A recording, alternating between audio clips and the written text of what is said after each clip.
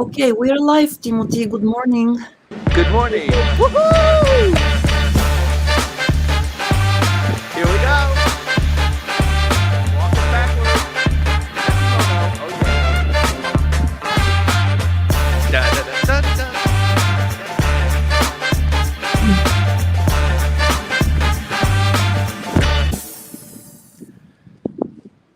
Good morning, Maya from sunny Katsuyama. Good morning, Timothy. How are you doing? We got a little bit of a late start today. I apologize. We did, yes, indeed, and I apologize for this too.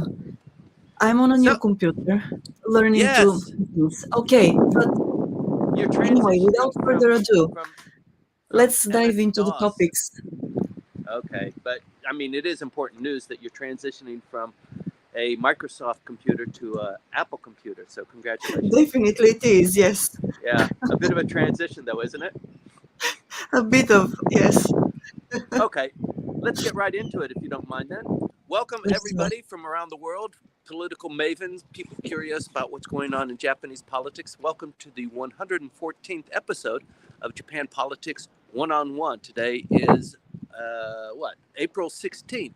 We have one more week of election campaigning before the elections, a week from today. So that's really top on our list. So let me give you the headlines of what's going on. I think everybody knows they say it was an attempted assassination on Mr. Kishida yesterday in Wakayama as he was campaigning. I don't know if it was really an attempted assassination, but it is being portrayed as that. He wasn't injured, he was whisked away, and he continued on his campaign, talking in three separate venues without really mentioning the incident as he was doing the campaigning. The election rundown I'd like to spend some time on that in the briefing today. That'll take the largest portion as we are right in the middle of it. 5 diet seats, 1 is the upper house, 4 in the lower house, are up for grabs, and more than 2,000 municipal seats. This is a 2-phase election process. We just finished 1 phase last Sunday for 9 governors and several mayors for important cities throughout the archipelago. And then this is phase 2, where it's mostly municipal seats, but then the 5 important by-elections. G7 is really gearing up. There was a meeting yesterday in Sapporo of ministers for the environment and for the green transformation. And today in Karuizawa is the G7 foreign ministers meeting. So they've all collected there. They're going to be talking about what they're going to be deciding when everybody gets together in less than a month in Hiroshima for the G7 meeting. There's a lot going on there. North Korea fired a solid-state ICBM on Thursday. It caused a lot of turmoil, and in fact, Japan issued a evacuation order. It was canceled very quickly. But this is a new stage of North Korea's development of really promoting nuclear technology, not nuclear, but missile technology, and threatening, in particular Japan. I mean, it's somewhat designed to be threatening to the United States, but I think Japan is at the brunt of that. So a lot of work is going on there. You might have noticed that there's a little bit of an uptick in COVID infections in Tokyo. They've had 1,300 just this last 2 weeks. It is beginning to kick up. There is a variant called the XBB variant, kind of flooding Singapore. A couple of cases have come into Tokyo as well. So people are a little bit on nerves about that. You might have noticed yellow sand from China coming into Japan. It came in a huge cloud that covered the entire, from the north of Japan up in Hokkaido down to the south to Kyushu, this massive dust storm that was created in China, picking up dust, yellow dust, and sand, and carrying it over, and now it's over in the Pacific. But it really made things very difficult for people who are suffering from asthma or even pollen allergies, and there's a lot of that going on. So there's some news I would like to talk about that there. The Japanese population has fallen over under 125 million. That is the population of Japan. It's fallen under 125 million It's a continuing decline for the last 12 years. We talk about that frequently here. It's in the news now because the prime minister is really on a roll. You know, let's see what we can do about encouraging people to have more babies. How can we stop this population decline? Are we going to increase more foreigners to come into Japan to help us with the labor needs that we have? There's a lot going on the policy side there as a consequence. And Osaka, you might have heard, wins the license to open a casino. So the casino will open in about 5 years' time. It is a huge project. It is a big victory for Osaka, and it comes on the heels of Osaka doing particularly well in the phase 1 elections that ended just last week. We are now in phase 2. Osaka Isshin, the party Isshin, which is centered in Osaka, is pretty much on a roll with all of this wind in their sails now. They've got the casino, they've got the mayor, they've got the governor. They've won the majority of the seats in the municipal elections there, and now they're on a roll for cleaning house in this next phase too. So we'll talk a little bit about that. Excuse me. The U.S., Japan, and Korea have continued to meet on security issues, on talking about how we're going to be a defensive bulwark against North Korea expansion and their testing of these missiles. And you know, the shoe that is waiting to fall is, you know, their underground test of this new nuclear device. I think that's going to trigger a lot of controversy. But as it stands right now, this new ICBM, which is a solid booster rocket, which means that they don't have to gas it up. It takes time to gas it up and shoot it. It can be on the platform, ready to be shot with a solid booster.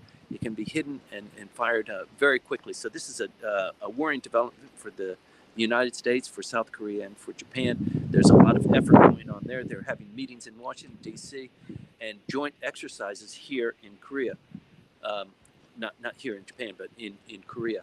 And the other thing that's happened is just this last week, the Russian Pacific Fleet had a surprise inspection in Sakhalin in anticipation of an invasion of the Sakhalin Islands. So this was something of a surprise, I guess, to the forces based in Sakhalin, but it was a very robust kind of test of their abilities just this last week, and that falls on the heels of something similar going on in Taiwan with China, you know, creating a huge no-fly zone to the north of the island where debris from missiles could be falling into the ocean, and they've created a complete no-fly zone, and they were doing also invasion exercises. So very worrying there. But those are the top headlines. I'd like to get back into the briefing now, but don't forget that this briefing, Maya, how are we doing with Clubhouse? Because usually we give this 30-minute briefing, we close this room, and then we roll into a Q&A in Clubhouse. Is Clubhouse up and running now? It is, yes. It is there, and we have about, well, 11 you have tuned in, and some of them have left, but yes. Okay. Yes, people there. Great. It's running. Okay, wonderful. So let me get right into it. We usually start this briefing with a talk about what's going on with the prime minister because of the hierarchical structure and the fact that he's the prime minister and the cabinet kind of responds to his direction, and the fact that he was maybe almost assassinated yesterday is in the big news. His approval rating has continued to go up. I reported erroneously last week that it was in the 40s. GG Press came out, and there was a couple of other press polls that were released just this last week. They come up once a month. And more accurately, they put his approval rating at 33.5%. So I think that's a little bit better, a little bit more tempered than the number that I gave you last week. Last week, I was talking in around 48%, which was a huge jump. I think that figure came from a very favorable source, but I think the more accurate one is the GG Press one. He's increased his likability by 3.6% from the poll that was done a month ago, and so this is the third month consecutively where his approval ratings have started to go up. This is on the heels of him going to visit Zelensky in Kyiv and also his trip to the United States, his whirlwind diplomatic trip, and also the fact that he passed the budget and is moving very briskly towards the G7 and the election campaign that's going on now. So there's a lot of focus on him. He's really starting to make hay with his diplomatic posture, the way that he looks, the way that he projects himself, the way that Japan looks as a consequence of him being the prime minister. He was, should be one of the things he's really good at. He was the longest serving foreign minister, so this should be his forte. The economy, the other things that are not really that his strong suit are being handled. Mr. Ueda, as you know, took office on Sunday, a week ago today. So he's been in the press somewhat, endorsing what his predecessor was doing, loose money policy, keeping the yield controls very tight, so not upsetting the markets. But I think in due course, once he gets his sea legs on, I think you're going to see some changes there. It's just inevitable. But in any event, this assassination that happened yesterday, assassination attempt during a political stump in Wakayama. Wakayama is an incredibly important district for the prime minister, for the LDP. It is one of the seats where not only are they having municipal elections, but they also have a diet seat that's up for grabs there. So he was campaigning on behalf of the LDP candidate, and there's a little bit of a fight, a little bit of controversy there. I'll get into that later. But in the morning, around 11:25, as people were gathering, he was scheduled to make a presentation at a fishing port, not very different from where I am now in Awakatsuyama. This also is a fishing port. They allow a couple of sailboats here. But it's something like that. They probably had maybe 200 or 300 people that were collected there to see the prime minister. This is a pretty big deal to talk about his candidate for the lower house seat. And an individual, a young fellow, maybe in his mid-30s, had 2 pipe bombs. He struggled to light one and threw it, and he was tackled by 2 fishermen, not by the security details, funny enough, and brought to the ground.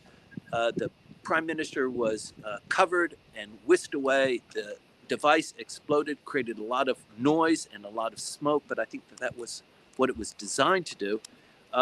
And now they have him in custody, the perpetrator in custody. The prime minister went from that place where he was speaking on the fishing village. Right away, he went to Wakayama Station and then to Urayasu in Chiba, and he made 2 presentations in Chiba and called it a day. And I think he'll be speaking in Ishikawa today. So very busy. 4 stops yesterday, probably another 4 stops today. Very busy for him. And today he's in Oita Prefecture, speaking on behalf of the candidate for the upper house there. So he played down this attempt. A lot of people might leap to conclusions about, parlaying this. It was only 9 months ago. Former Prime Minister Abe was assassinated as he was doing identical activities on Trump stumping for candidates in Nara when he was assassinated. Nara is also a critical seat, also a seat that a member of the lower house is running in. I'm sorry, not a governor's race that was ended last week, and the LDP did not do it particularly well there. There's a lot of controversy as a consequence of that. Little reflection on Mr. Kishida's incident yesterday, but it is interesting that it's a hotbed, and this is the place where the former Prime Minister Abe was assassinated when he was going through the same motion. So there's a lot going on there. I'd like to give you an update on what's going on with the elections right now. Just to remind you that this is a 2-phase election process. Phase number 1 was for 9 governors and some large city mayors. And that's a campaign that spans maybe 10 days. The election is on Sunday. Then there was a break of 2 or 3 days, and then campaigning started again last week.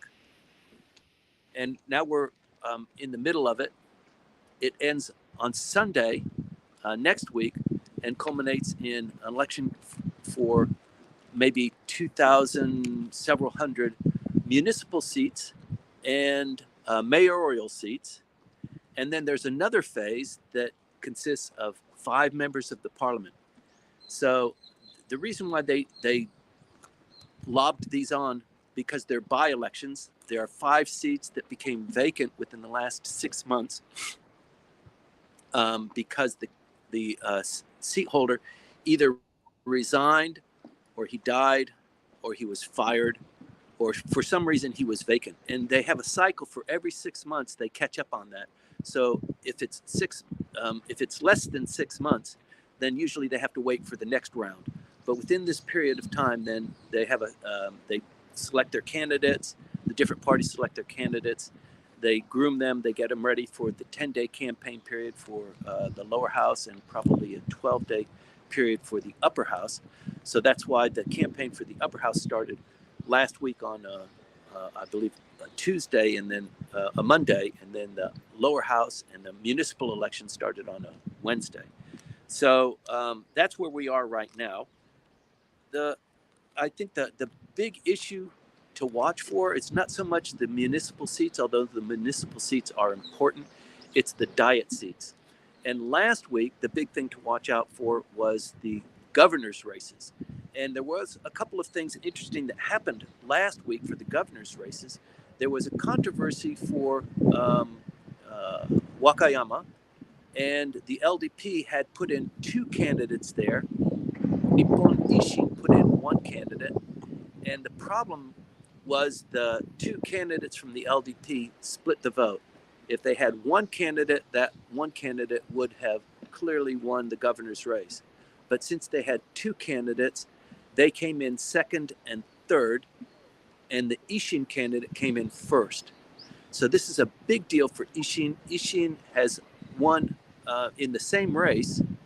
They won the governor's seat for Osaka, as was predicted, and the mayoral seat for Osaka. So Isshin has Osaka locked up. The next prefecture over is Wakayama, and they took the governor's seat there. So now this is the first time for Isshin to have 2 governor's seats. So they're on a contiguous, right next door prefectures. So this growth and this emergence of Isshin on a national level is beginning to show itself, and we will see the result of that, and we'll be able to see what the magnitude of that is next Sunday to see how Isshin does.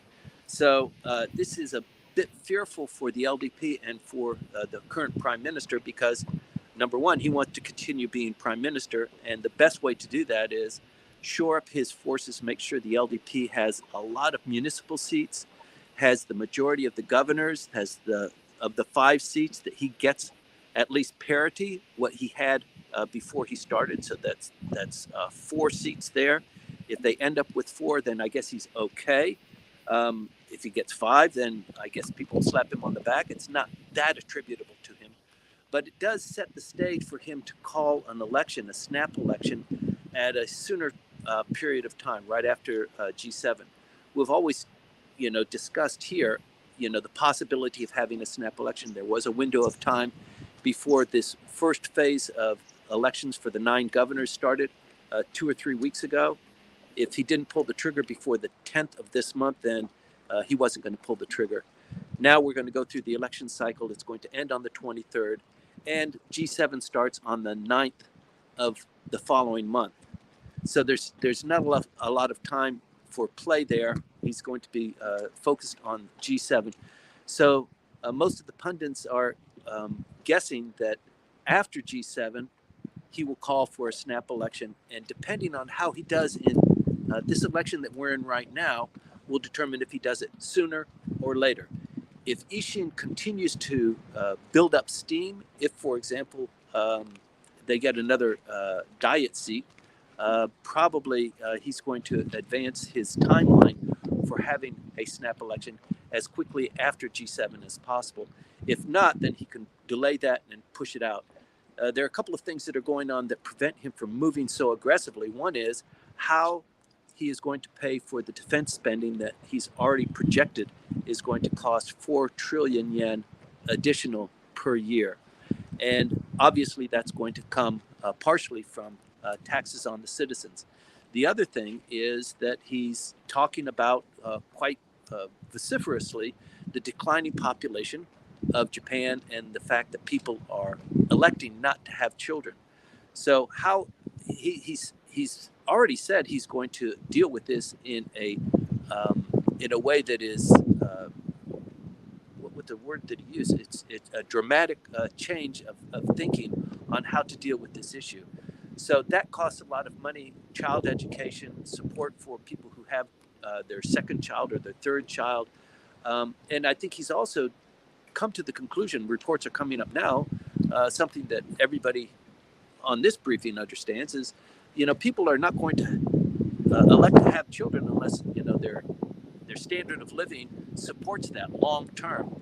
And with wages being as they are in Japan for the last 20 years, and the economy being in the doldrums, I think probably for many unmarried young men and women, having children just is too far a reach. They'd rather do something else with the limited amount of resources that they have available, and they're just not encouraged to bring children. They had a poll this last week that said 46% of the women in the 20s to the I think it was about a 35-year-old. So the most popular period when people would get pregnant, 48% said of the women said they were not interested in having children.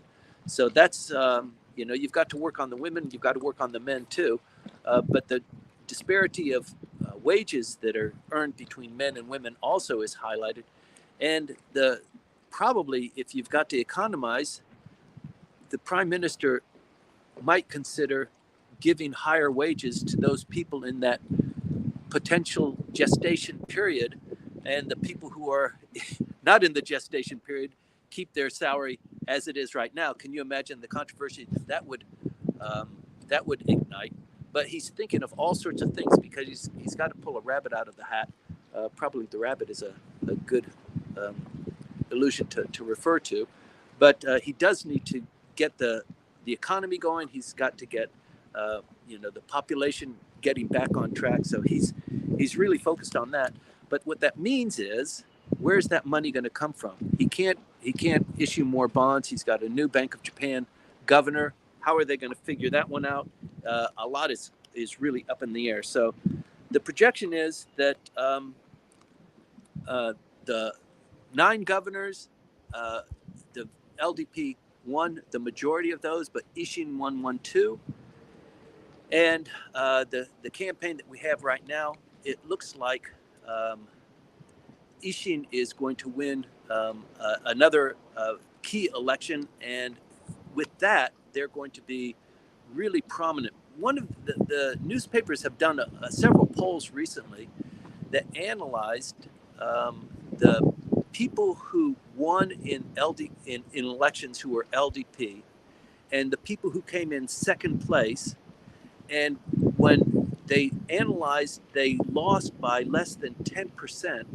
That's almost 57% of the candidates. So that means that of those elections where the LDP won, the opposition candidate coming in with less than a 10% margin, that's more than 57% of the candidates. So one of the reasons that people continue to go and vote for the LDP, and you hear this all the time, and it's often also the same refrain when people say, why are you voting for this prime minister? Why don't you vote for somebody else? And the refrain is identical.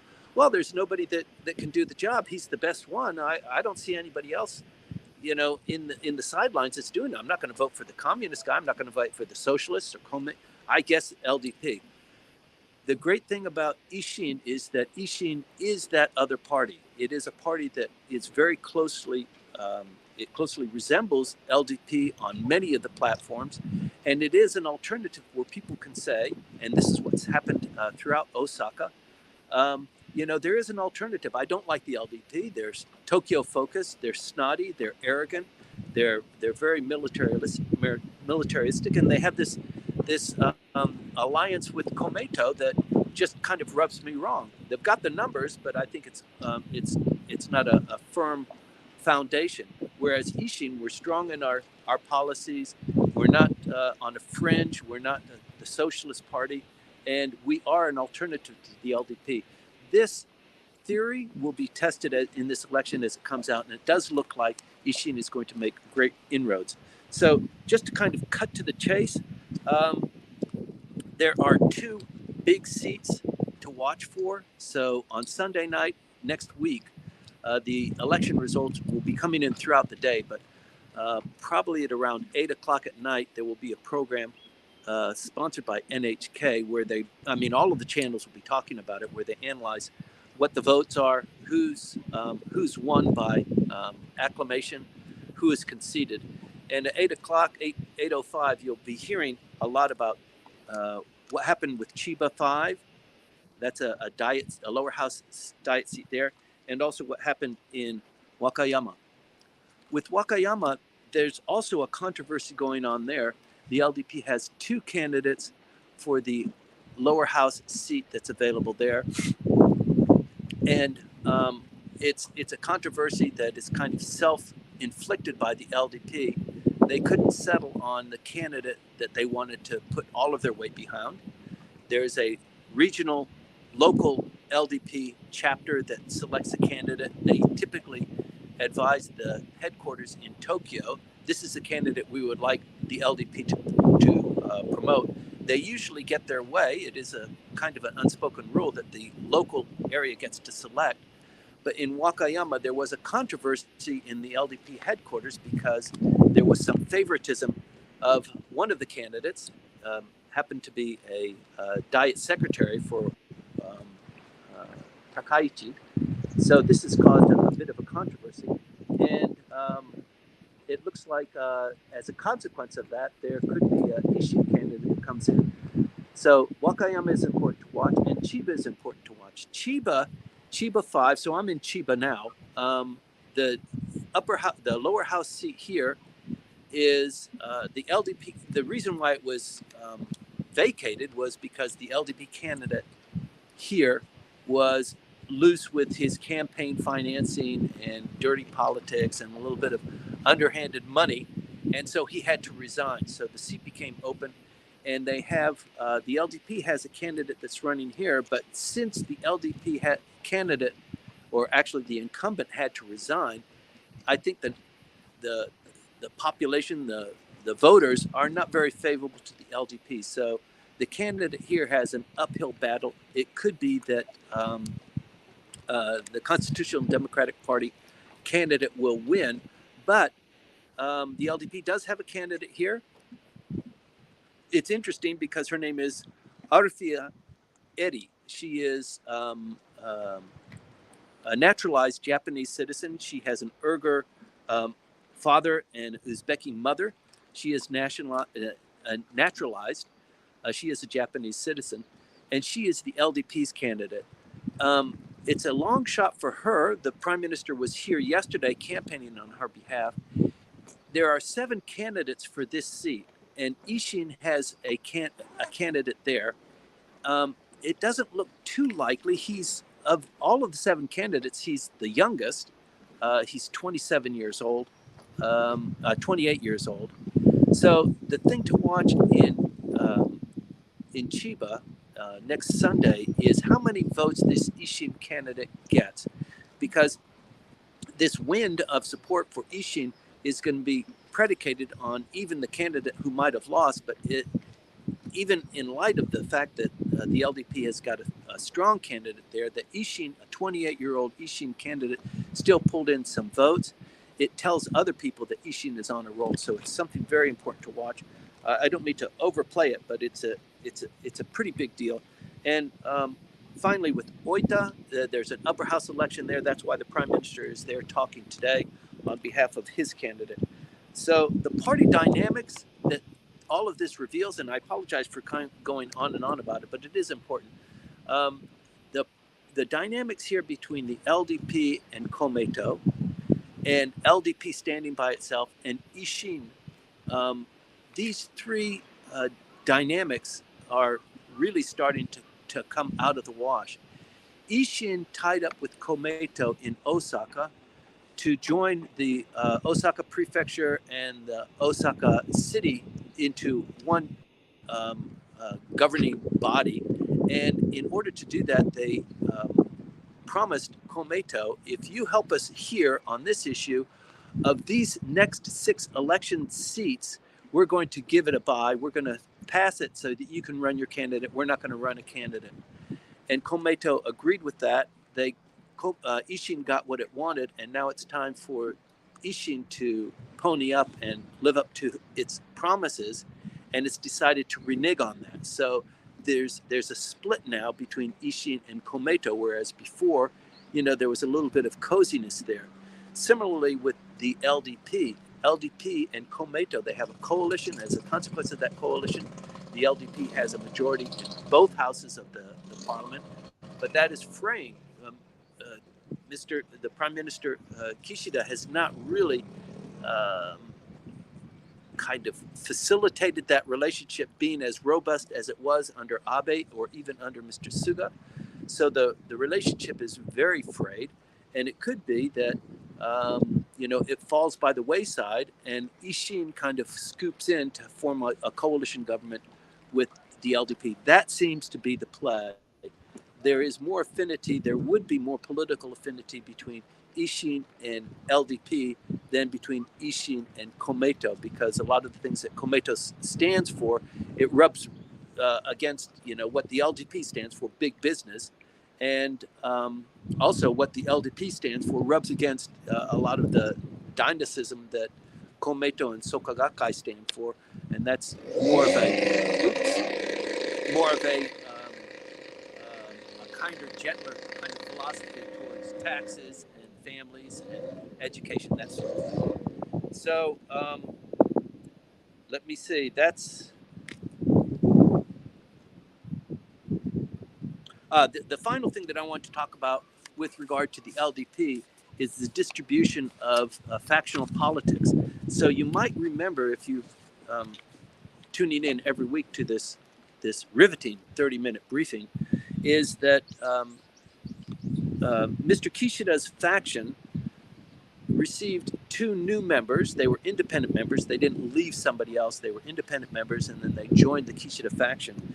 So now he stands at 43 strong in his faction. But the lineup is, I'm going to give you the lineup here. There are about 6 or 7 factions of political weight. And Mr. Kishida's faction, even though he got 2 new members, it didn't really boost him up because the distance between number 4 and number 5 is so great. But anyway, Seiwakai, the Abe faction, it is still going through a little bit of sifting of who is going to be the leader here. I think we're going to see some magic there after these elections, and if we don't see it then, after the election, when the prime minister calls a snap election, it could happen before that, because during the snap election, the Seiwakai, the former Abe faction, does need leadership to kind of coalesce the forces. So the Abe faction has 96 members, both houses, upper house and lower house. The Motegi faction has 54 members. The Aso faction, identical 54 factions. Mr. Kishida has 43 faction members. Mr. Nikai has 42 faction members. And the Moriyama faction has 7 members. So that's one of the critical features of Japanese politics, is that it's dominated by the LDP, and the LDP is just a coalition of factions. So to understand how Japanese politics moves, how it works, you have to understand the faction system too. So I hope that's somewhat insightful for you. It's something that you need to keep an eye on. We'll keep an eye on it, and as there are changes, we'll report to you and tell you what that means. Moving on, the Osaka Casino received approval this last week. This is a big deal. It's been, 20 years, 13 years in the making to bring integrated resorts into Japan to legalize gambling. The license was granted to a coalition between MGM and Oryx. Oryx is not really known to be a gambling company, but it is the ingrown Japanese supplier and will provide a lot of the services, the HR, purchasing the land, and that sort of thing. It is a $8 billion project, and that is about 1.8 trillion, almost 2 trillion Japanese yen. And they project that the sales will be about 520 billion yen per year, 520 billion yen per year. And of that, 420 billion of it will be due to gaming. So even though gaming occupies maybe 3% of the entire project, 3% of the floor space, it's generating, 90% of the sales revenue that they will be enjoying. But this is also a kind of a microcosm of how Japanese politics works. Usually when there is a new legislation that's offered, it comes through the ministries. This bill here for integrated resorts came through the Abe faction. So this is a pet project initiated by Prime Minister Abe when he was alive 13 years ago. So the bill, the mechanics of legislation all came kind of interestingly enough. It does happen from time to time, but this one came from the Abe faction, and you can anticipate that there's a lot of gravy, there's a lot of pork barrel that's to be had there with a project this big. It is going to be bringing in millions, 20 million visitors to Japan every year. So they've got some worries about that. There's worries about the liquefaction of the ground should there be a massive earthquake. It's a man-made island, Yumeshima. And there's also a bit of concern about gambling addiction. It's been one of the concerns. It's held this process back. Also, COVID held it back. But in any event, congratulations. I believe this is the first of several licenses that will be issued. But this is something that will change the dynamics of Japanese entertainment, theaters, live shows. It's not just going to be Johnny's Gym Show anymore. There's going to be foreign entertainment. There's going to be, elephants dancing on one foot, and it just the entire scheme of entertainment and this integrated resort is going to really inject a lot into the Japanese economy and into the Japanese social fabric. So there's a lot of change that's to be looked forward to. You might not remember, but the Prime Minister made a slip of the tongue a couple of weeks ago when he was questioned in the upper house about, what he's doing about this pollen, the kafun, the what's it called? Allergy to fever. Hay fever. That's it. Thank you. Yeah. To hay fever. And more than 50% of the Japanese population suffer from hay fever. You suffer from it too, Maya, right? I do, yes.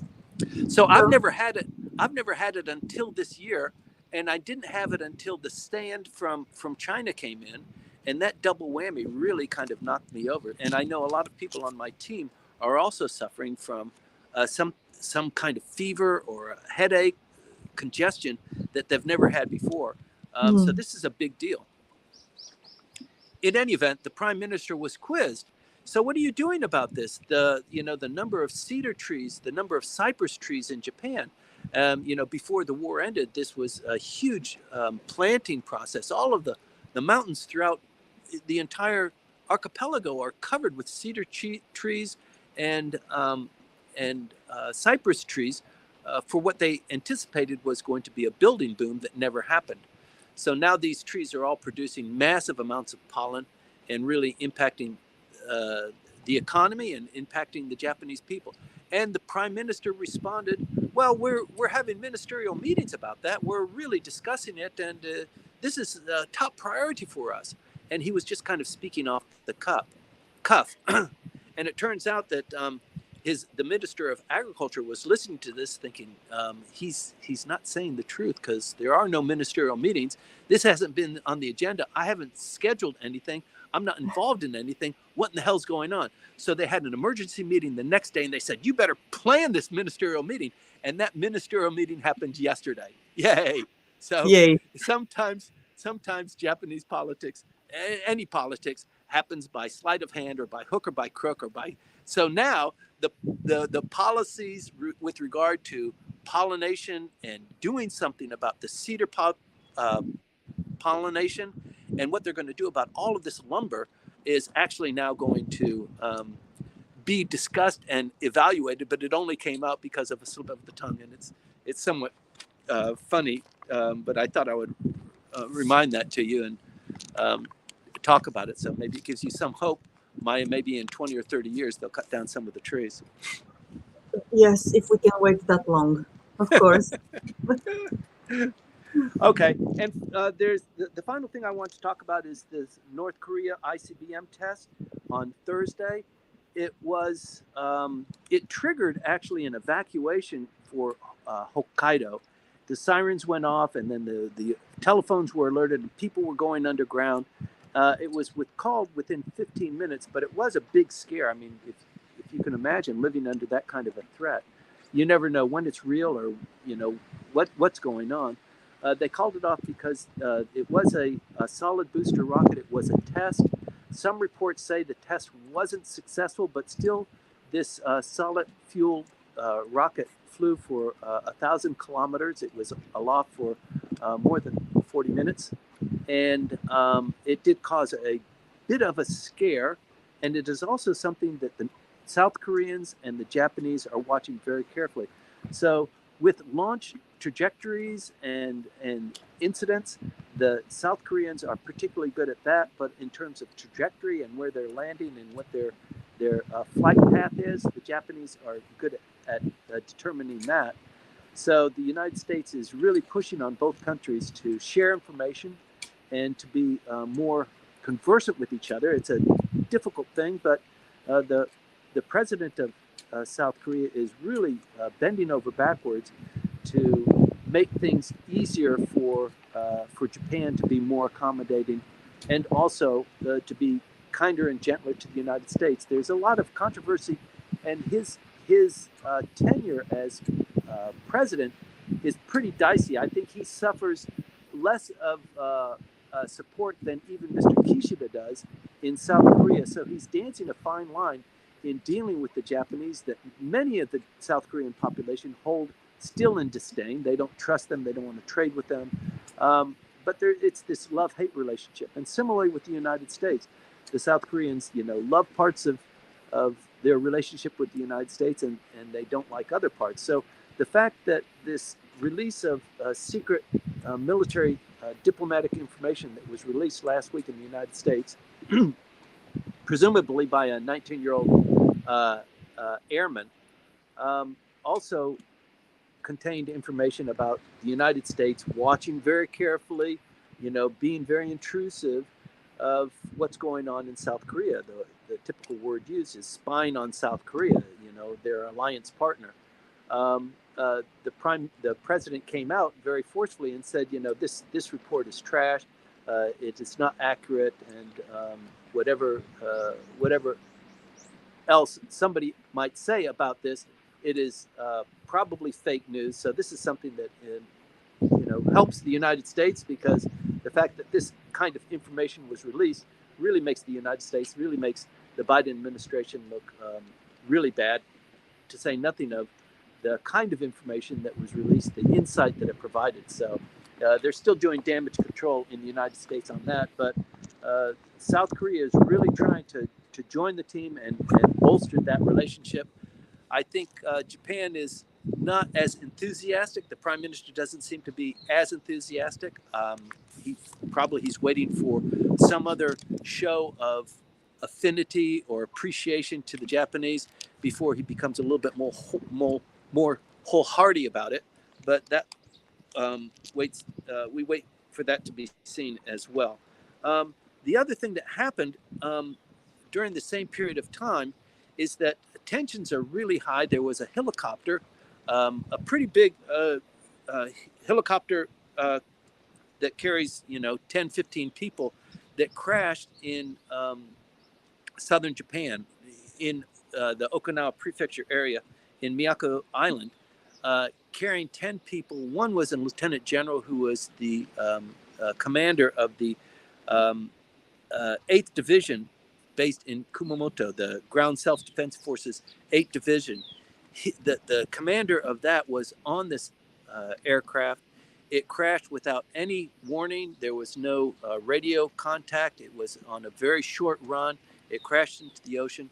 And it took them 10 days to finally locate the crash. And they've been working on it 24 hours a day. Everybody and their brother has been looking for the crash and for the bodies of the deceased.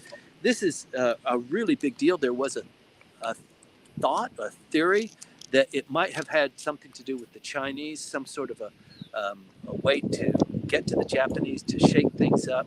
It did happen at the same time that they were doing their exercises around Taiwan.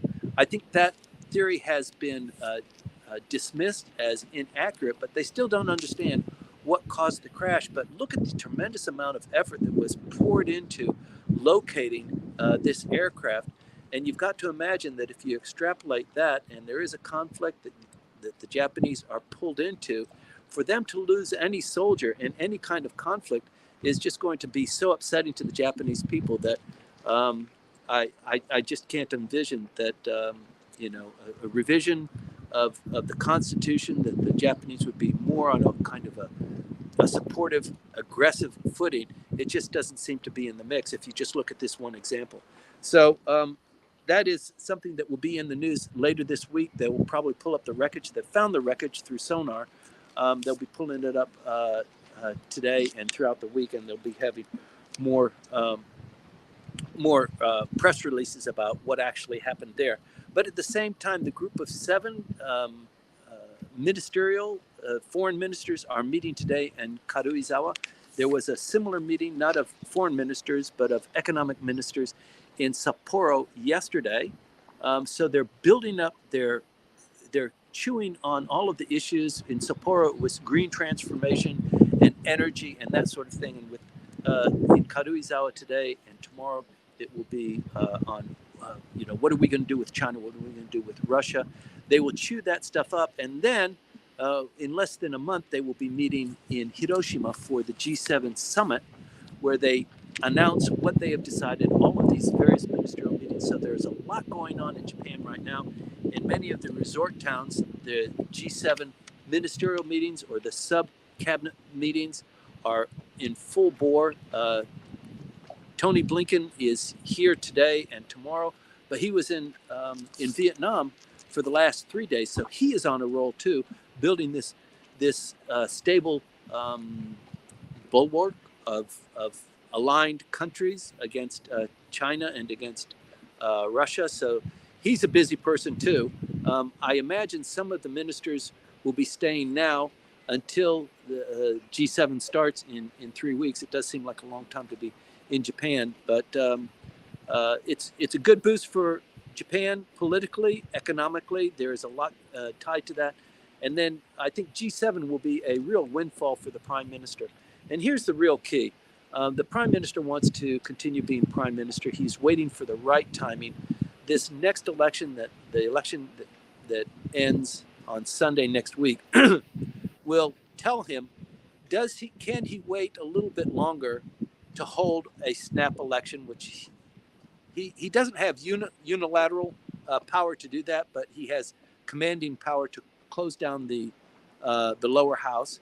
And the timing is important. So if Isshin is on a roll, they win a couple of critical seats, excuse me, and he feels that this wind is building, he's going to call for an election sooner rather than later.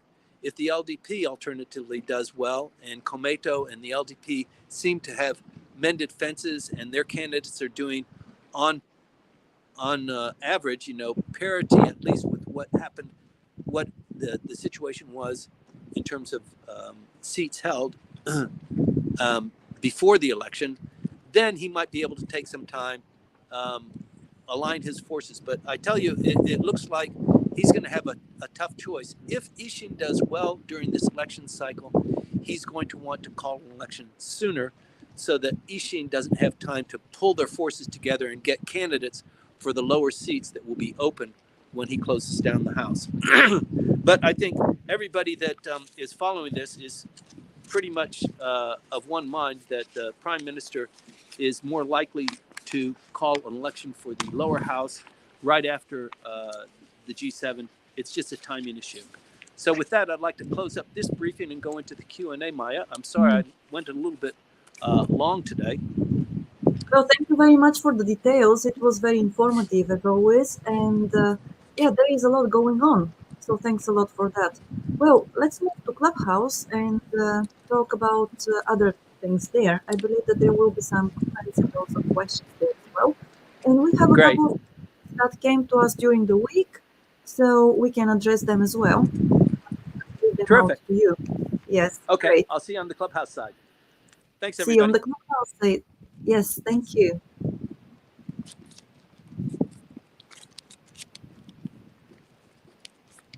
You're so cool Okay. now that you got an Apple. All right. Gosh. Yes. Yes. Okay. Okay. So thank you very much, Timothy. See you there. And to everybody who is watching us on YouTube, please, if you find these sessions informative and also helpful to you and your business here in Japan or with Japan, don't forget to subscribe and like the content. We'll be here once again on Sunday next week at 8:20 Japan time. So please join us again. That's all for today. If you want to listen to the questions and answers session, you can join us on Clubhouse. Look for Japan Expert Insights there. We're open now. Thank you. See you.